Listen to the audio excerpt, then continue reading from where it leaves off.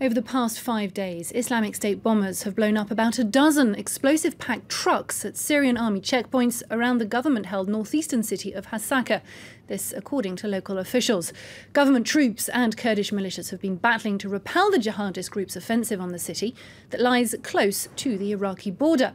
Al-Hasakah is an ethnically mixed city divided into zones run separately by the Assad government and a Kurdish administration. Our Beirut correspondent Adam Pletz tells us more. We've actually been in contact with a Kurdish journalist who's on the front lines in the city of Hasakeh now. He tells us that the Islamic State group have been able to enter the southern parts of the city now, around the fringe of it, so they're actually in the city proper. He says that the YPG, the Kurdish fighters, control the north of the city still, that it's the government forces who are fighting in the south against the Islamic State group. And then what he tells us, which is new, is that according to his account, some of the government forces have been fleeing their positions.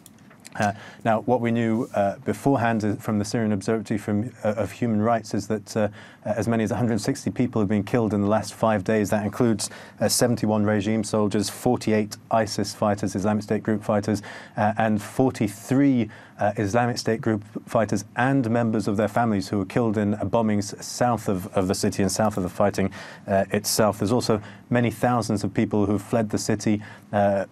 Originally, a lot of them displacing from the south to the north under the YPG-controlled areas, but also others leaving the entire area and moving north across the border into Turkey, where Syrian officials speaking anonymously have said that at least 3,000 people have crossed over into Turkey. But what's interesting is that even with this imminent threat of the Islamic State group on the doors of this city of Hasakeh, even at this point, the regime forces, the Syrian government army, and the Kurdish YPG fighters not cooperating on the front lines together to combat Islamic State groups, still sticking to their own parts of town, as it were.